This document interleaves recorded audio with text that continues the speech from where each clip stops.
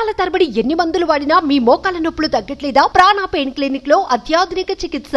AP ఎన్నికల్లో అఖండ విజయం సాధించిన చంద్రబాబు తెలంగాణలోనూ ఫోకస్ పెట్టినట్టు తెలుస్తుంది.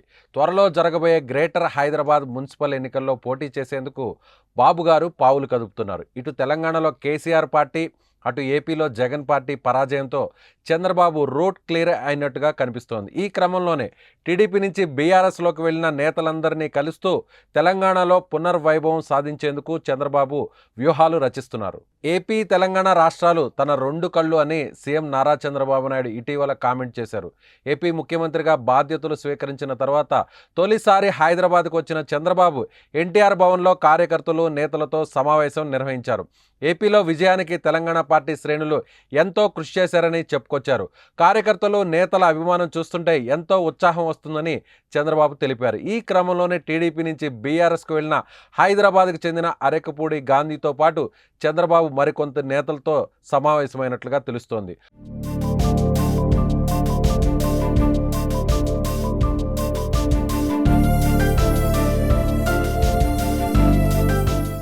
ఆంధ్ర, తెలంగాణ నాకు రెండు కళ్ళు అని చెప్పిన చంద్రబాబు మాటలు వాస్తవమే.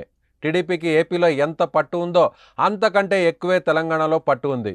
అది పెద్ద ఆయన ఎన్టీఆర్ హయాం నుంచే కొనసాగుతోంది. తెలంగాణ ఉద్యమ సమయంలో ఆంధ్ర పార్టీ అనే ముద్రతో కేవలం ఏపీకే పరిమితమయ్యారు. కానీ విభజన తర్వాత జరిగిన ఎన్నికల్లో హైదరాబాద్లో ఎక్కువ సీట్లు సాధించింది టీడీపీ. అందుకే హైదరాబాద్ను మినీ ఏపీ అని కూడా పిలుస్తారు. విభజన సమస్యలపై చర్చించేందుకు ఇటీవల తెలంగాణ సీఎంతో చంద్రబాబు చర్చలు జరిపారు. విభజనప్పుడు పోలవరం ముంపు గ్రామాలైన ఏటపాక, పురుషోత్తపట్నం, గుండాల, కన్నాయిగూడెం, పిచుకులపాడు పంచాయతీలను పట్టుబట్టి ఏపీలో కలిపేలా చేశారు చంద్రబాబు. ఇప్పుడు ఆ 5 గ్రామాలను తిరిగి తెలంగాణకు ఇచ్చేయాలని రేవంత్ ప్రతిపాదించారు. ఈ క్రమంలోనే తన చాణక్యతను ప్రదర్శించారు చంద్రబాబు. ఆ గ్రామాలను కలిపేందుకు సిద్ధమైనట్లు తెలుస్తోంది. ఇదే క్రమంలో ఆంధ్ర, తెలంగాణ నాకు రెండు కళ్ళు అంటూ చెబుతున్నారు చంద్రబాబు. ఇదే క్రమంలో జీహెచ్ఎంసీ ఎన్నికల్లో పాగా వేసేందుకు ప్లాన్ చేస్తున్నారు. ఏపీలో ఎటు ప్రతిపక్షం లేకుండా బలమైన అధికార పార్టీగా టీడీపీ బలంగా మారింది. తిరిగి తెలంగాణలో కూడా గత చరిష్మాను సాధించేలా పావులు కదుపుతున్నారు. ఎంపీ ఎన్నికల్లో ఒక్క సీటు కూడా గెలవలేకపోయిన బీఆర్ఎస్ ప్లేస్ను టీడీపీ రీప్లేస్ చేయడానికి ఇదే మంచి తరుణమని చంద్రబాబు భావిస్తున్నారు. అధికార కాంగ్రెస్కు బలమైన ప్రత్యామ్నాయంగా టీడీపీ తయారవ్వాలని చూస్తోంది. ఇందుకు బల్దియా ఎన్నికలే మంచి ముహూర్తంగా భావిస్తున్నారు బాబు గారు.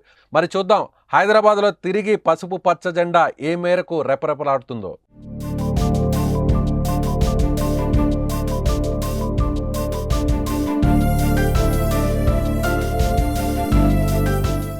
సుమన్ టీవీలో మీ పర్సనల్ అండ్ బిజినెస్ ప్రమోషన్స్ కోసం కింది నెంబర్కి కాంటాక్ట్ చేయండి.